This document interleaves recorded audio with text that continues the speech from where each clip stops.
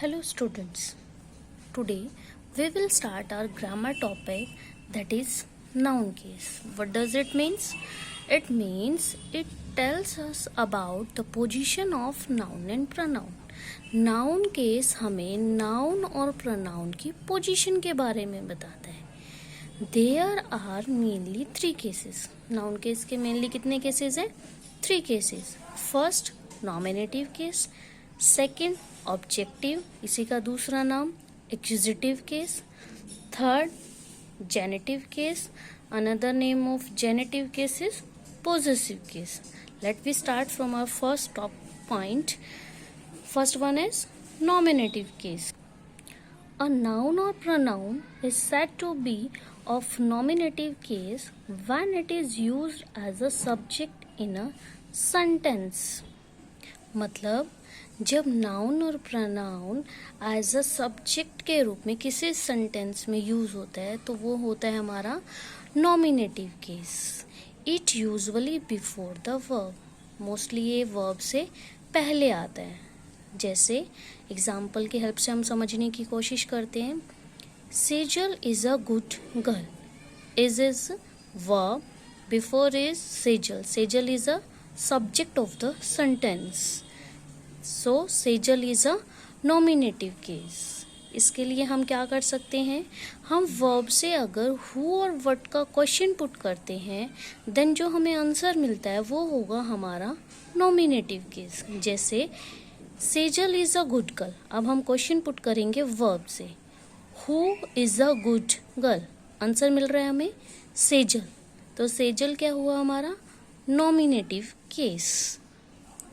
Next, second type is objective, and another name of objective is accusative case. A noun or pronoun that stands as the object of a verb in a sentence is said to be in the objective case.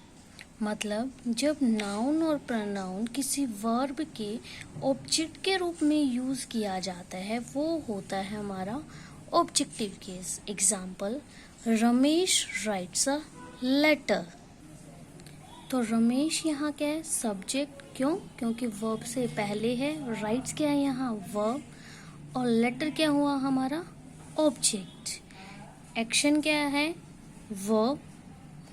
काम करने वाला subject और प्रभाव जिस पे पड़ रहा है वो क्या हुआ हमारा ऑब्जेक्ट.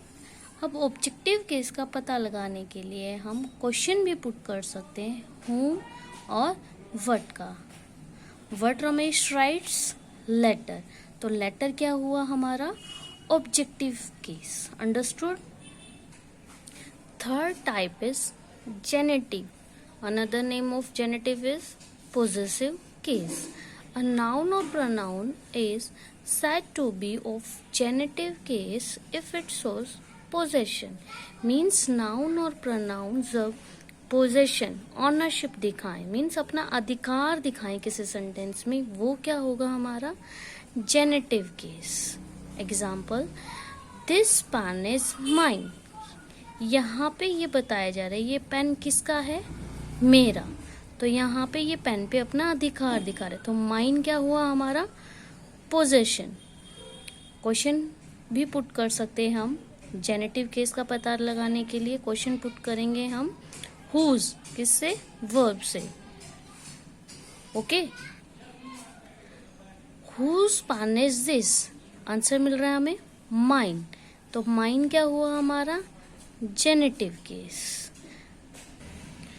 हम अधिकार दिखाने के लिए मोस्टली अपोस्ट्रोफी एस और ऑफ का यूज़ करते हैं. नॉन लिविंग थिंग के साथ हम अपोस्ट्रोफी एस लगाते हैं. Example, Sonali's watch is costly.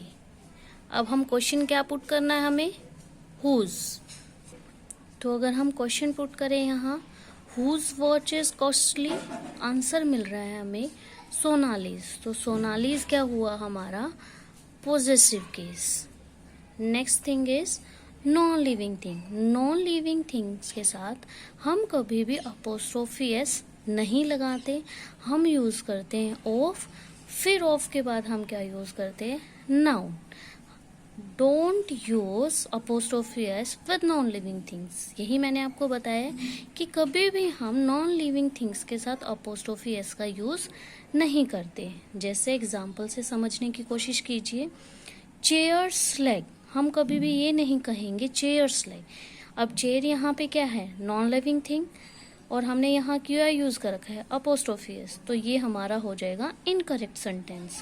हम इसको क्या लिख सकते हैं, the leg of the chair, ये होगा हमारा करेक्ट सेंटेंस। ओके, क्योंकि यहाँ पे क्या लगा हुआ है, नॉन लिविंग थिंग के साथ अपोस्ट्रोफी एस लगा हुआ है। इसको हम करेक्ट करेंगे, क्या यूज करेंगे, of, the leg of the chair.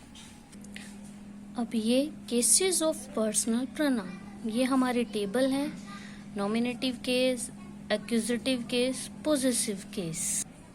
इस टेबल की हेल्प से हम याद रख पाएंगे कि किन पर्सन्स को हमें नॉमिनेटिव केस में यूज करना है, किन पर्सन्स को हमें ऑब्जेक्टिव केस में यूज करना है, और किन को हमें पोजेसिव केस में यूज करना है। Let we start. First person of nominative cases I, we. Objective case, me, us. Possessive, mine, ours. First person को याद कैसे रखें, I मीन्स मैं, हम, we मीन्स हम। जहाँ भी मैं इंक्लूड हूँ वो क्या हो जाएगा हमारा फर्स्ट पर्सन। I मीन्स मैं, we मीन्स हम, दोनों में ही मैं इंक्लूड हूँ, तो ये क्या हो जाएगा हमारा first person. Second person you, इसका ऑब्जेक्टिव केस भी क्या होगा, यू, और पॉजिटिव केस क्या होगा, योर्स। ओके, तो सेकेंड पर्सन को याद कैसे रख सकते हैं, यू मीन्स तुम, कोई दूसरे की बात कर रहे हैं, तो ये क्या हुआ हमारा second person. Third person he, she, it, they, तो नॉमिनेटिव केस में ही का ही, ऑब्जेक्टिव केस में हिम, पॉजिटिव केस में his. she in nominative case, objective case में her change into in possessive case hers, nominative case it, objective case it, possessive case its, nominative case they, objective case them, possessive case their। Third person को याद रखने का तरीका, जब हम किसी दूसरे के साथ किसी तीसरे की बात करें, ही, शी, इट, दे, तो वो सारे क्या होंगे हमारे third person. Hope you understand this chapter very well. Thanks.